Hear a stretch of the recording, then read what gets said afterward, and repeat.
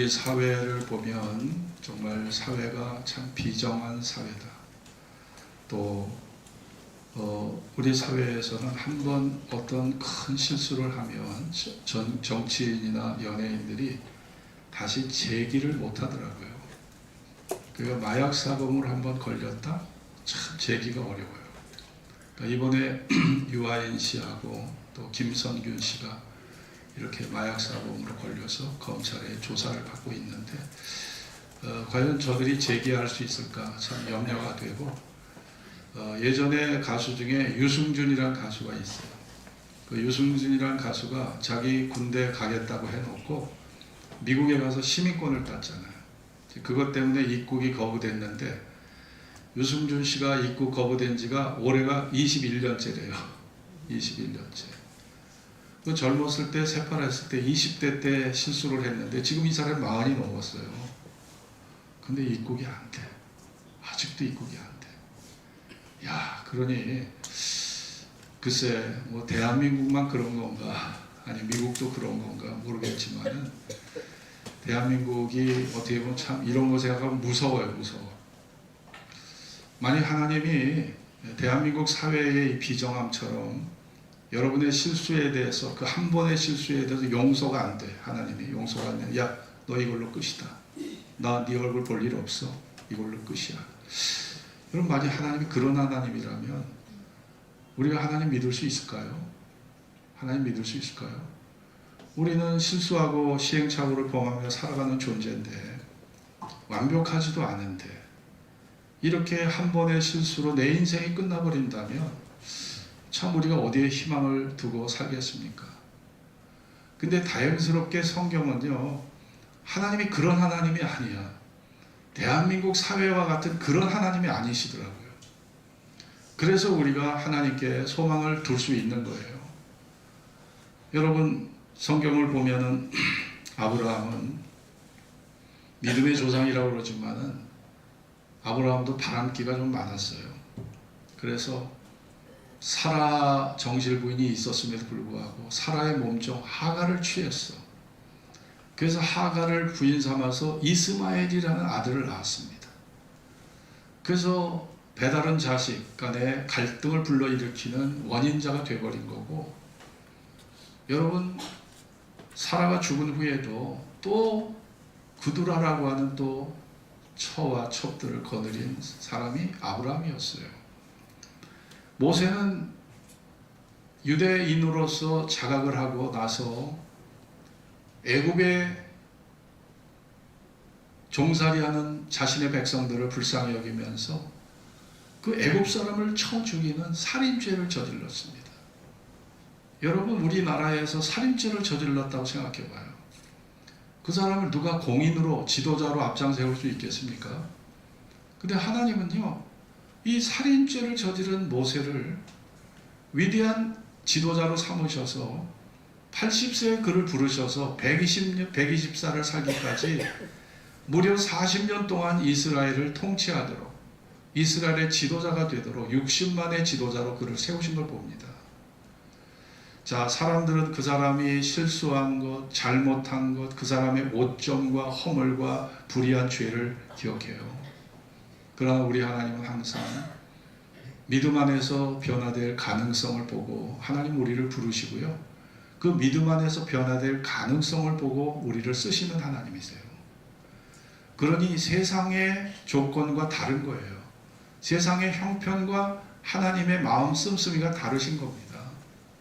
우리가 그것을 꼭 기억해야 합니다.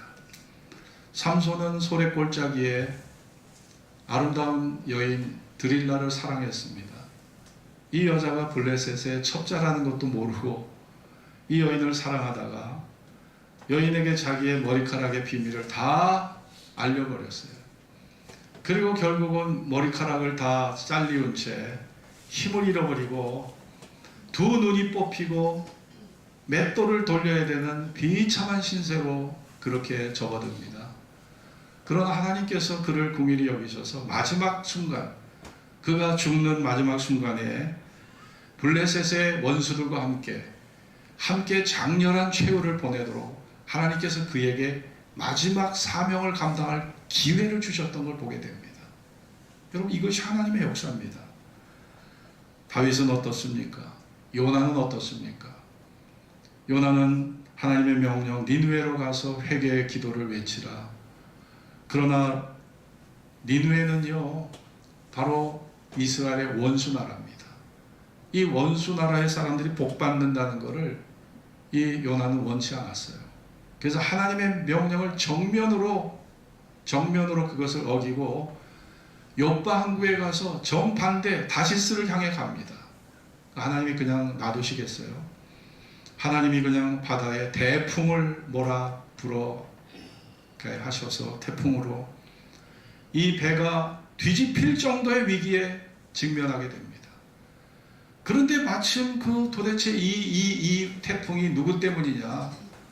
이 풍랑이 누구 때문이냐? 제비뽑기 하자. 근데 딱 제비뽑기에 요나가 걸린 거예요. 그래서 요나가 바다 속으로 떨어뜨려집니다. 그런데 요나가 떨어지자 바다가 잠잠해지는 거예요. 그리고 요나는 물고기 뱃속에 들어가요. 3일 동안을 물고기 뱃속에서 그 어둠 속에서 물고기 내장 속에서 거기에 지내다가 회개합니다. 그 물고기 배 죽음의 상황에서 회개를 해요. 하나님께서 그 회개 기도 받으셨나요? 아니면 물리치셨나요? 야, 너 그렇게 고집 피우고 내 말 안 듣고 너 내 명령을 어기고 너 어겨서 너 죽어도 마땅하다. 이러셔야 할 하나님이신데 그래도 하나님 그를 사랑하셔서 물고기로 하여금 요나를 토해내게 하셨어요. 그리고 다시스로 가게 하셨어. 다시스의 12만 명의 목숨을 그 회개로 건지게 하셨어요. 회개의 설교. 야, 이게 하나님이세요. 여러분, 하나님이 완벽한 인간을 불러서 쓰신다면 아무도 하나님 앞에 쓰임받을 사람 없습니다. 성경에 완벽한 사람이 누가 있나요? 다 허물투성이에요. 허물투성이. 베드로 보세요. 3번씩 하나님을 부인했어요. 예수님을 부정했어요. 여러분, 하나님께서 완벽한 자를 쓰신다면 아무도 하나님 쓰임받을 자가 없습니다. 현실적으로도 그래요. 강 목사는 깨끗해서 쓰임받는 것이냐? 이 땅에 목회를 하고 목회를 하는 신부들이나 목회를 하는 목사들이나 목회를 하는 그 사람들이 완벽해서 쓰임을 받는 것이냐? 아닙니다. 아니에요. 성경의 인물도 마찬가지고요. 또 여러분은 어떻습니까? 여러분은 하나님이 완벽해서 여러분을 쓰시는 겁니까? 아닙니다. 털어서 우리 중에 먼지 안 날 사람 누가 있어요? 털어서 먼지 안 날 사람 누가 있습니까? 다 먼지 나는 거예요. 여러분, 오늘 여기에 보면, 이 본문에 보면 하나님께서 예수님을 3번씩 부인하는 베드로를 부활하신 예수님이 첫 번째 찾아오셨어요. 첫 번째. 아니, 이 사람이 사명을 감당하고 교회를 지도해야 될 사람이 고기 잡는 업으로 다시 돌아와 있는 거예요. 회개했던 거 원점으로 다시 돌아온 거예요. 야, 그런 주님 보시기에도 너무 한심한 거죠. 그래서 주님은 베드로를 찾아오신 겁니다. 그리고 베드로에게 3번씩 동일한 질문을 하세요. 요한의 아들 시몬아, 내가 나를 사랑하느냐? 내가 나를 사랑하느냐? 요한의 아들 시몬아, 내가 나를 사랑하느냐? 아니, 예수님이 첫 번째 사실은 인간 같으셨다면 첫 번째로, 야, 너 내가 3년 반 동안 널 얼마나 사랑했는데 네가 어떻게 날 모른다고 부정하냐? 너 참 배은망덕하다. 너 정말 싸가지 없다. 너 어떻게 그럴 수 있냐? 아마 죄를 추궁하고 따지고 예수님께서 책망하셨을 거예요. 근데 성경에 보면 책망의 말씀이 하나도 없어요. 예수님이 참 차원이 높으신 분이에요. 정말 차원이 높습니다. 고개가 숙여져요. 예수님의 말씀을 우리가 깊이 새겨보면 고개가 숙여집니다. 예수님은 정곡을 딱 찌르셨어요. 정말 내가 나를 사랑하느냐? 여기서 처음에 보면 베드로에게 내가 나를 사랑하느냐고 하셨을 때 그 사랑한다는 말이 아가파오입니다. 헬라말로 아가파오. 네가 정말 신성한 신적인 사랑으로, 숭고하고 헌신적인 사랑으로, 이타적인 사랑으로 나를 사랑하느냐, 그 얘기입니다. 거기에 대해서 내가 주를 사랑하나이다. 그 사랑은 여기에 보면은 뭐라고 썼냐면 그 사랑은 필레아라고 썼어요. 필레. 왜 여기에 필레라고 썼을까요? 그 필레아적 사랑으로, 필레아는 뭐예요? 우정적인 사랑으로 사랑합니다. 그러니까 아가페보다는 격이 한 단계 낮은 거예요. 나는 주님을 아가페적 사랑으로 사랑하지 못합니다. 그 두 번째도 동일하게 주님이 네가 나를 아가페적 사랑으로 사랑하느냐 질문하셨을 때 저는 주님을 필레아적인 사랑으로 사랑합니다. 우정적인 사랑, 친구적인 사랑으로 사랑합니다. 그 세 번째 주님이 질문하십니다. 그래? 그렇다면 정말 네가 필레아적인 사랑으로 나를 사랑하느냐? 세 번째 사랑은 필레아적 사랑이에요. 거기에 베드로가 뭐라고 답을 합니까? 17절 같이 읽읍시다. 17절 세 번째 시작. 세 번째 가라사대 요한의 아들 시몬아 내가 나를 사랑하느냐 하시니 주께서 세 번째 내가 나를 사랑하느냐 하심으로 베드로가 근심하여 가로되 주여 모든 것을 아시오면 내가 주를 사랑하는 줄을 주께서 아시나이다. 예수께서 가라사대 내 양을 먹이라. 내 양을 먹이라. 자, 여러분 우리가 하나님을 사랑한다고 하지만 여러분 중에 하나님을 아가페적인 사랑으로 사랑하는 분이 계실까요? 없습니다. 그러면 우리가 진실하게 필레아적인 사랑으로 친구적인 우정적 사랑으로 사랑할 수 있습니까? 그런 사람은 있을 거예요. 그러나 때로는 우리가 이 베드로처럼 필레아적인 사랑으로도 사랑할 수 없는 그만큼 인간이 하나님을 사랑한다는 것은요 굉장히 변덕스럽고 또 가변적인 요소를 갖고 있는 거예요. 베드로는 계집종 앞에서도 예수님을 부인했습니다. 계집종 앞에서.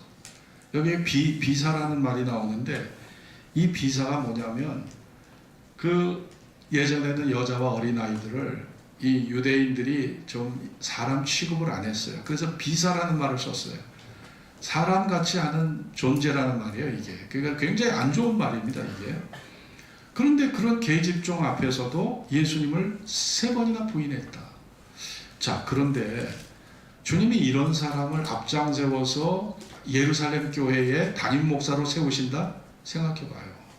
그게 인간 세계에서 가능한 일일까? 인간 사회에서 가능한 일일까요? 가능하지 않습니다. 자, 이것이 주님의 위대함이에요. 하나님의 용서가 없었다면 베드로는요 등용될 수 없었어요. 사도로 등용될 수 없었고 예루살렘 교회 담임 목사로 쓰임 받을 수 없었던 거예요. 그러나 주님의 용서가 이 베드로의 인생을 바뀌게 했고 인생의 새 출발을 하게 한 겁니다. 여러분, 용서의 힘이 위대한 겁니다. 여러분이 남편을 용서해 줄 때, 아내를 용서해 줄 때 그녀에게, 그 남편에게 새 출발을 여러분이 주는 거예요. 그래서 용서는 인간이 할 수 있는 가장 숭고한 겁니다. 용서보다 더 가치 있는 마음의 미덕이 어디 있겠어요? 용서보다 더 위대한 미덕은 없습니다. 손양원 목사가 자기 두 아들을 죽인, 동인이와 동신이를 죽인 그 아들을, 원수 같은 사람을 자기 양아들로 삼아서 밥상에서 딸 둘하고 같이 밥을 먹었어요. 아침마다. 하루 3끼를 밥을 같이 먹었어요. 아버지는 용서했다고 그러지만 딸들이 자기 오빠를 죽인 그 원수하고 같이 밥 먹는 거를 그 딸들이 좋아했을까요? 그 딸 중에 한 사람이 나이가 먹어 책을 썼는데 자기 아버지의 목사님, 손양원 목사님의 그 믿음 때문에 자기들이 말도 못하고 숨죽여 살아온 세월이 너무 힘들었다는 것을 책으로 다 써냈더라고요. 글로. 그러나 그 사람이 그 원수 같은, 자기 두 아들을 죽인 원수 같은 공산 폭도를, 그 살인자를 품었기 때문에 그 아들이, 그 살인자의 아들이 목사가 돼 있어요. 여러분 아십니까? 만일 그를 갖다 품지 않았다면 또 다른 악순환이 계속됐을 거예요. 그러나 손양원 목사님의 그 사랑과 용서가 새로운 세상, 새로운 새 출발을 하게 해서 하나님 나라를 세워간 겁니다. 여러분, 우리가 이 땅에서 해야 될 사명 중에 하나가 이렇게 악의 악순환에 빠지도록 우리가 그것에 동조하는 것이 아니라 정말 우리가 마음의 사랑의 능력으로, 성령의 능력으로 우리가 이렇게 악을 선으로 바꾸는 바로 그 일을 우리가 하는 것이, 이것이 하나님 나라를 확장하는 위대한 사명이고 위대한 일이라 믿습니다. 저와 여러분에게 그런 사명이 있는 거예요. 여러분, 이 비자라고 하는 말, 비사라고 제가 아까 말씀드렸는데 비자입니다. 비자가 성경에 나와 있는데 바로 비자가 이 계집종을 의미하는 그런 말입니다. 그런데 미국 달라스 신학교의 총장이었던, 지금도 총장을 하고 계신 찰스 스윈돌 목사님, 그분을 제가 존경하고 그분의 책을 저도 많이 읽었는데요. 자, 인생의 10%는 당신에게 정말 일어나는 일이고 90%는 당신이 그것에 대해서 어떻게 해석하고 반응하느냐에 따라 우리 인생이 달라진다고 그랬어요. 그것이 인생이라는 겁니다.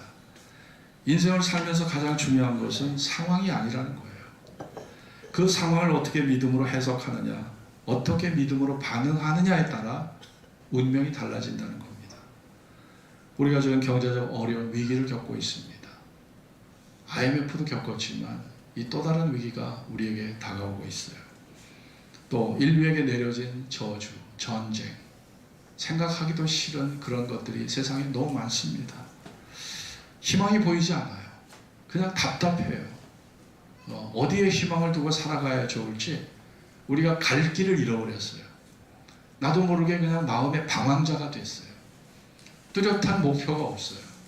뚜렷한 희망을 찾지 못했어요. 그냥 뚜렷한 희망을 찾지 못하고 지금 안개 속에 지금 길을 우린 걸어가고 있습니다. 자, 이런 현실에서 우리가 두 가지 해석을 내릴 수 있습니다. 하나의 해석은 우리가 섬기는 하나님은 우리의 자유와 행복을 가로막는 방해꾼이다. 회방꾼이다. 모든 것을 답답하고 우울하게 만들어 인간을 공경에 처하게 하는 심술부준 하나님이다. 이렇게 하나님을 생각할 수 있는 거예요. 이런 사람들은 입만 열면 하나님에 대해서 부정적으로 말합니다. 하나님을 원망하고 불평하고 나중에는 하나님의 존재를 부정하고 하나님을 대적하는 거예요. 우리가 그런 생각에 빠져들면.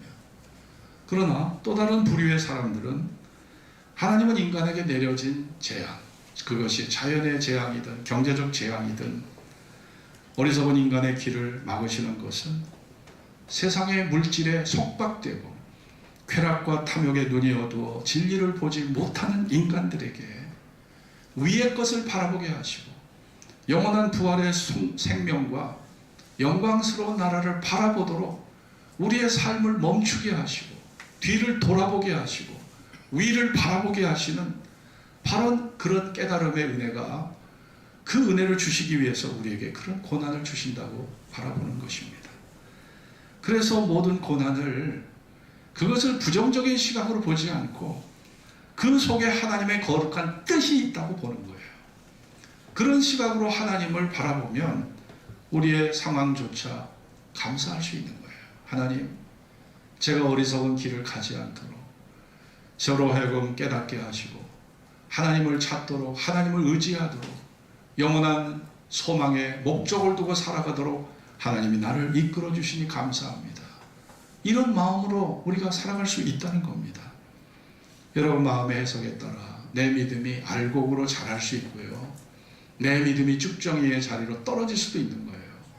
여러분의 마음의 해석 여하에 따라서 그렇게 될 수 있는 겁니다. 내가 말씀의 지도와 진리의 가르침을 받아 내가 어리석은 생각을 잠재우고 주님의 말씀을 붙잡고 살면 여러분 우리의 마음속에 큰 힘이 되고 그 믿음의 힘으로 우리가 하루하루를 우리가 승리하면서 이기며 살 수 있는 거예요. 그러나 반대로 교회, 신앙, 믿음 다 필요 없어. 믿을 거는 나밖에 없어. 믿을 거는 나밖에 없다고. 내 안전, 내 건강, 내 식구, 내 가정, 그래 내 형제, 내가 이 사람들만 믿고 살아갈 거야. 여러분, 모든 것을 다 불필요하게 여기고 걸리적거리는 모든 것을 다 뒤로하고 실속 있게 나중심으로 살아간다? 여러분, 그렇게 살 수도 있겠죠. 그러나 과연 여러분, 그런 나중심의 삶 속에 죄와 죽음의 문제를 해결할 수 있는 해결의 길이 과연 나 자신에게 나올 수 있을까요?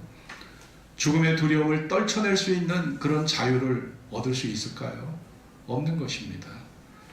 삶의 현실 속에서 벌어지는 모든 일들을 내가 속속들이 다 알 수 없어요.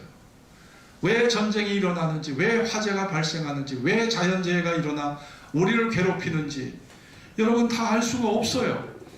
그러나 하나님께서 반드시 모든 것을 합력해서 유익하게 하신다는 그것을 우리는 믿고 살아가야 합니다.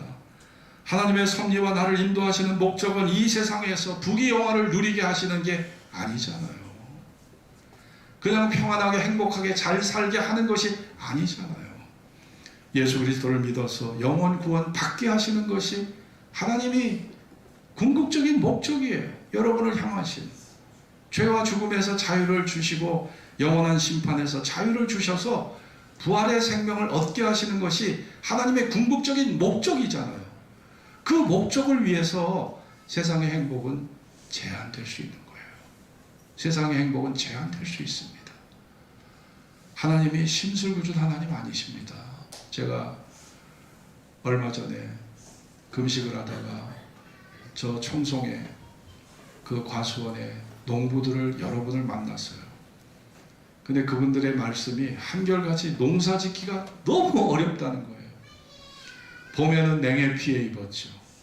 가을에는 태풍이 지나갔죠.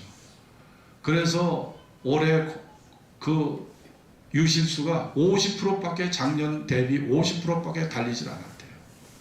어느 농부하고 제가 대화를 나누니까 이분이 하시는 말씀이 농사 짓기 너무 힘들다고, 자기는 도시에서 직장생활하다 귀농을 해서 이 과수원 농사를 짓고 있는데, 사과 농사를 짓고 있는데 너무 어려워서 다 때려치고 다시 올라가겠대요. 그런 얘기를 하시더라고요. 여러분, 농사 짓는 거 보면 참 벌레 먹지요. 네, 거기에다가 탄저병 걸리죠. 비가 많이 와도 문제, 적게 와도 문제. 참 농사 짓기 힘들 때. 근데 이게 이런 어려움이 3년마다 온대. 3년마다. 그러니 농사 짓기가 얼마나 어렵겠습니까? 생각을 해보세요. 여러분, 과일 비싸다고 하지 마세요. 그냥 비싸도 사 드세요. 농부를 살리는 길입니다. 여러분, 우리 하나님께서 왜 이 자연의 질서를 왜 이렇게 만들어 놓으셨을까? 여러분, 이 세상에 영구한 도성이 없어요. 영원히 정착할 곳이 없는 거예요. 하나님은 우리의 삶의 둥지를 계속 흔드는 이유가 뭡니까? 야, 너 여기 정착할 곳 아니야. 너 여기 살 곳 아니야. 너 준비해야 돼. 미래를 위해서 준비해야 돼. 이게요, 우리 둥지를, 삶의 둥지를 흔드시는 것은, 자, 죽음 이후에 미래를 위해서 살아가야 된다는 메시지가 우리의 자연환경과 삶의 환경 속에 끊임없이 우리에게 하나님이 그 메시지를 주시는 거예요.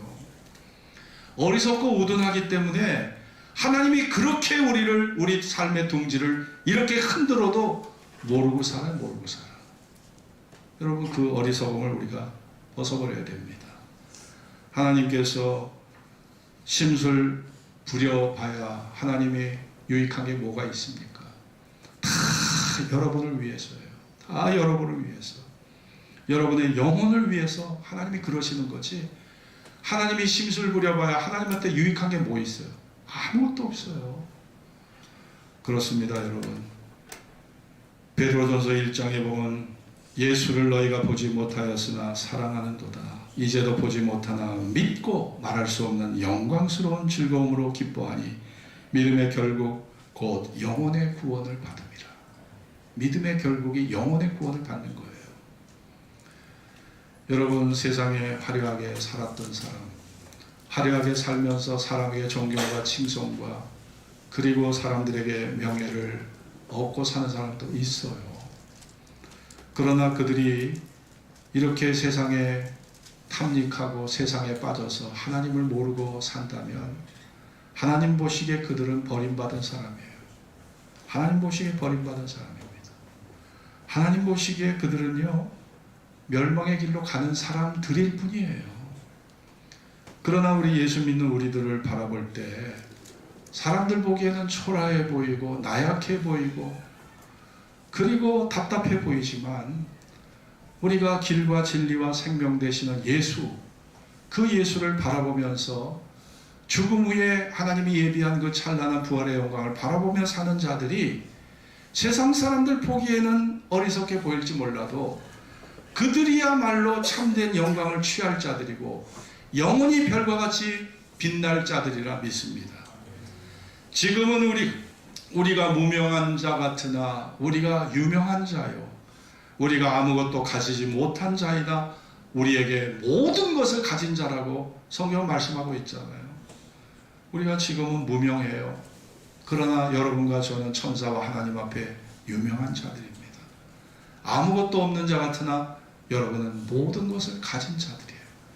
우리가 죽는 자 같으나 우리가 마침내 살 것이고, 우리가 세상에서는 영광을 받지 못하고 초라하게 사는 것처럼 보이지만 여러분들이야말로, 예수 믿는 여러분들이야말로 하늘의 찬란하고 영광스러운 거룩한 비단에서 영원히 살아갈 영광스러운 존재인 줄로 믿습니다. 여러분, 얼마 전에 어느 경매장에서 다이아몬드가 보니까 이 손에 딱 들어갈 정도의 다이아몬드인데 이게 좀 꽤 크더라고요. 근데 이게 얼마에 낙찰이 됐냐? 570억에 낙찰이 됐어. 570억. 야, 요 반지가 요 여자 가운데 손가락에 들어갈 정도 크기밖에 안 돼요. 근데 그게 570억이야. 왜냐? 희귀하기 때문에. 그런 경매장, 소럽이나 이런 경매장에 이런 게 역사상 한 3번, 4번밖에 이런 게 나온 적이 없대요. 여러분, 우리가 그 찬란한 다이아몬드 그 빛깔 가지고 그것만 보고도 사람이 매료가 돼서 쏙 빠져들고 570억의 그 반지를 사버려요.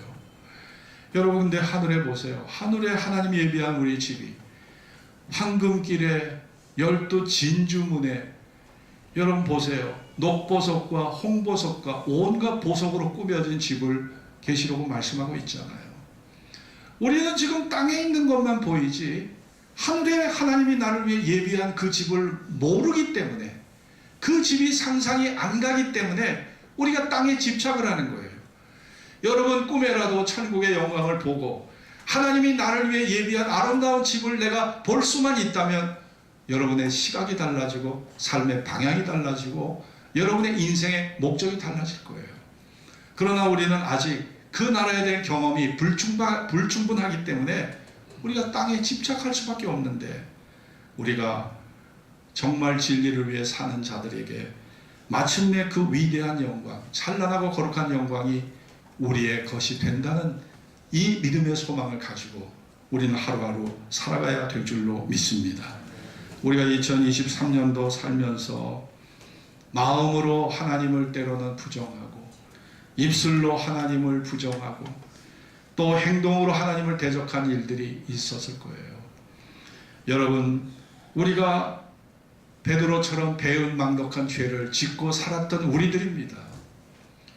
여러분, 세상은 너무나 비정하고 냉정하기 때문에 유승준 같은 사람, 젊었을 때 24세 때 실수, 40이 넘었지만 23년이 지났지만 아직 21년이 지났지만 아직도 용서가 안 돼. 이게 우리 사회의 모습입니다. 하나님도 그런 분이라면 우리의 무슨 내일의 희망이 있겠습니까? 그러나 하나님은요, 여러분의 허물과 죄 다 용서하십니다. 70번씩 7번이라도 우리 죄를 용서해 주시겠다고 그랬어요. 우리의 죄를 기억도 하지 않으시겠다고 그랬어요. 여러분이 하나님 앞에 용서를 고백하고 자백하면 하나님이 여러분의 죄를 기억도 하지 않으신다고 그랬어요. 왜 기억하지 않으십니까? 너를 선입관과 편견 없이 너를 대하겠다는 거예요. 베드로가 천국에 갔는데 주님께서 하시는 말씀이, 야, 너 3번씩 나를 모른다고 그렇게 배은망덕한 죄를 진 네가 무슨 낯짝으로 여기 와 있냐. 이 말을 딱 한마디만 하셔도 천국은요 지옥으로 그 순간에 변합니다. 그렇잖아요. 주님께서 우리 죄를 기억하지 않으시고 우리의 과거를 묻지 않으시기 때문에 천국이 될 수 있는 거지. 여러분의 지은 죄를 주님께서 낱낱이 그것을 고발하고 낱낱이 정죄하신다면 여러분 천국은요 천국이 아니에요. 그냥 가시방석이지. 그렇기 때문에 하나님은 내가 너희 죄를 기억하지 않으시겠다. 이게 뭐예요? 내가 너희를 선입관 없이 편견 없이 처음 만난 사람처럼 대하시겠다는 겁니다. 여러분 그래서 천국은 천국이 될 수 있는 거예요. 인간 세계에서는요 흉내 못 냅니다. 절대 흉내 낼 수가 없어요. 우리가 살아가는 세상이 얼마나 두렵고 비정하고 무서운 세상인가 저보다 여러분이 더 잘 아시잖아요. 한 번 실수하면 매장에 매장. 그걸로 인생 끝나버립니다. 재기한다? 참 어려운 거예요. 그러나 하나님은 창세기부터 계시록까지 하나님이 쓰시던 사람들 다 실수투성이 그리고 시행착오를 통해서 살아왔던 그들을 하나님이 또 들어서 위대하게 쓰셨어요. 여러분과 제가 하나님의 사랑에 응답하는 길이 무엇일까요? 그건 사명의 자리에 있는 겁니다. 내가 나를 사랑하느냐 내 양을 먹이라 내 양을 먹이라 내 양을 치라. 무성한 많은 말보다 한 번의 행동이 더 소중하고 우리의 실천과 열매로 너의 사랑을 나에게 보여달라. 네가 정말 나를 진실하게 사랑하는지 너의 사랑의 행동 실천으로 내 앞에 증거를 삼으라고 주님 말씀합니다. 여러분 무수한 많은 말의 고백보다 사랑의 실천과 열매 바로 사랑의 사명의 자리에서 하나님 앞에 영광을 돌리시는 저와 여러분 될 수 있기를 주의 이름으로 축원합니다. 기도하겠습니다. 오늘 주신 말씀을 기억하시면서 여러분 세상의 정치인들 연예인들 보세요. 뇌물 받고 부정한 일을 저지르고 반사회적인 일을 저지르면 그 순간 그 사람에게 사망 선고가 내려집니다. 사회활동 못합니다. 이게 우리나라 사회에 이게 부정적 측면이에요. 그러니까 참 사는 게 어려워요.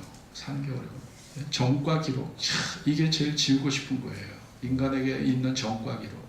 네? 인간의 삶은 포맷이 안 됩니다. 포맷이 안 돼요. 네? 인간은요 초기화가 안 돼요. 초기화가 그냥 그 모든 멍에를 죄의 멍에를 지고 가야 돼요. 지고 가야 돼요. 그러나 성경에서 보여준 하나님의 사랑은 인간 사회와 다릅니다.